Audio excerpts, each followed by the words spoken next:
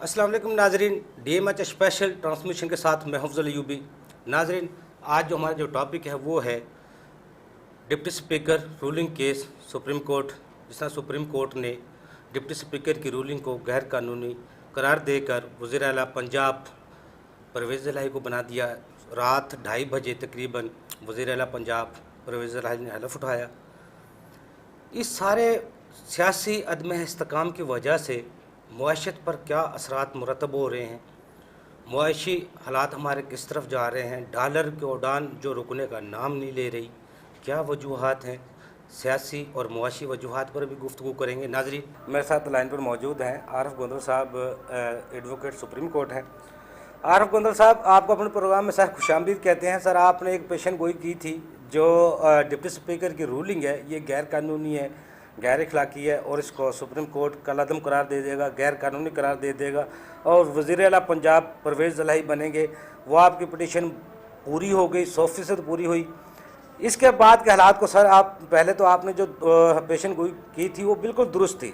अब आने वाले हालात कैसे होंगे? क्या जो जिस तरह महंगाई जा रही है और डॉलर की बढ़ती हुई कीमतें हैं और बिजली की बढ़ती हुई कीमतें हैं, कोई आप देख रहे हैं कोई इस हालात बेहतरी की तरफ जाएंगे? बिस्मिल्लाहिर्रहमानिर्रहीम। जी अफजल अयूबी साहब, बहुत शुक्रिया। मैंने आपको पहले जो बात आप वैसे एडमिट कर रहे हैं, जो मैंने गुजारिश की थी उसके मुताबिक बिल्कुल जजमेंट पास हुई ऑनरेबल सुप्रीम कोर्ट से। जी जी। तो इसमें ऑनरेबल सुप्रीम कोर्ट का भी शुक्रिया अदा करते हैं कि जिन्होंने इस उलझन से कौम को निकाला है। जी जी। तो उसके आगे अब जो हालात जनाब पूछ रहे हैं उसमें अभी तो इब्तदा हुई है। अब आगे आगे देखिए होता है क्या। अभी तो वो जो इक़्तिदार की चेंज है वो हो रही है। जी जी। तो दुआ करें कि अल्लाह ताला खैर व आफियत से ये मामला सारा जो है वो सेटल डाउन फरमाए। जी जी। क्योंकि अब जो मुझे नजर आ रहा है दोनों पार्टियों में अग्रेशन है और इसमें अब मेरी ख्वाहिश और मेरी कोशिश तो यही है कि अल्लाह करे ये जो गवर्नमेंट है उसको अल्लाह ताला सब्र अता फरमाए जी और जी। कोई ऐसा हथकंडा जो इस्तेमाल करना चाहते हैं वो ना करें। जी जी। क्योंकि अब इंटीरियर मिनिस्टर जो फेडरल इंटीरियर मिनिस्टर हैं उनकी स्टेटमेंट आ रही है कि पंजाब में गवर्नर राज हम लगाने को जा रहे हैं। जी तो ये अफजल अयूबी साहब, पंजाब में गवर्नर राज लगाना जो है वो इतना आसान नहीं है। उसमें आइन के आर्टिकल जो 232 है उसमें बड़ा वाजे और क्लियर है जी कि जी। अगर कहीं पे लगानी हो इमरजेंसी और गवर्नर राज लगाना तो उसमें जरूरी है कि मुल्क में कोई जंगी हालात हो जी या उसमें मुल्क के अंदर कोई सियासी खलफशार हो।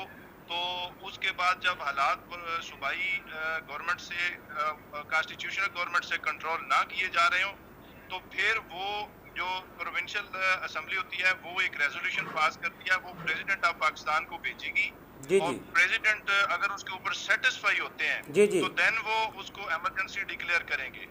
सही कह लेकिन रहे हैं अगर वो नहीं होंगे तो 10 दिन के बाद फिर गवर्नमेंट जो है वो उसको शूरा में यानी कि पार्लियामेंट में पेश करेगी। आप। जी जी। पार्लियामेंट अगर उसके ऊपर करारदाद पास करती है तो देन उसमें इमरजेंसी नाफिज हो सकती है। सही है। इसके अलावा इमरजेंसी नाफिज नहीं हो सकती। ये अपनी इंटीरियर मिनिस्टर साहब जो है एक इनोसेंट ख्वाहिश का इजहार करके कौम को मजीद हरास कर रहे हैं।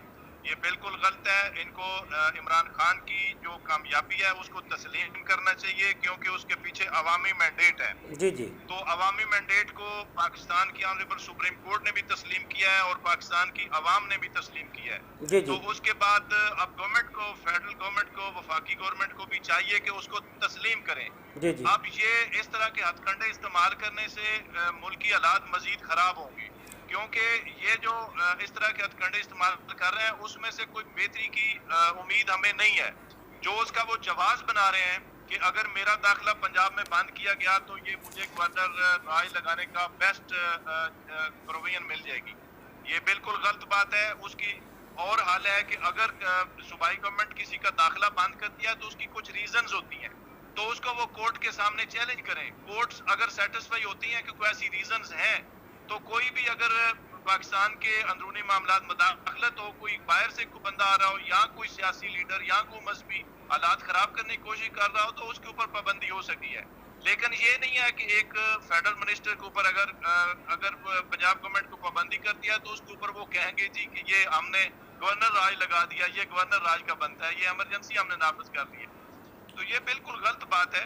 मेरी गुजारिश है कि चौधरी परवेज इलाही साहब भी जो है वो भी कानून के मुताबिक अमल करें और अल्लाह ताला का शुक्र अदा करें। पीटीआई वाले जो हैं वो भी खुश हों और अल्लाह का शुक्र अदा करें और इस कामयाबी को कौम की बेहतरी के लिए किसी अच्छी लाइन पे लेके आए। ये आपस में जंगो जदल से इस कामयाबी को जाया ना करें। सही कह रहे हैं। अच्छा आरफ साहब, ये आवाम के लिए कोई बेहतरी लाए। कल से कुछ सियासतदान कह रहे हैं जो अदालती फैसला है इससे सियासी और मुआशी बहरान मज़ीद संगीन हो सकता है। आपको लगता है ऐसा कोई अदालती फैसले से कोई मुआशी बहरान ज़्यादा संगीन नोयत का शक्ल अख्तियार कर ले? कतन कोई ऐसी बात नहीं है। पाकिस्तान में ऑलरेडी भी ऑनरेबल कोर्ट्स ने बड़े बड़े फैसले दिए हैं जी जी, तो उसके ऊपर सियासी या कोई माली मामलात नहीं बन सकते। अब इसके आगे जो है ये दोनों अगर पार्टियां आपस में झगड़ा शुरू कर देती हैं और हालात खराब करती हैं तो फिर मुआशी मामलात जो है वो खराब होने का खदशा है। तो अगर वो अपनी लाइन के अंदर रह के काम करे, प्रोविंशियल गवर्नमेंट जो है वो अपना काम करे और फेडरल गवर्नमेंट जो है वो अपना काम करे, तो कतन मुल्क में कोई हालात की खराबी की बात नहीं हो सकती।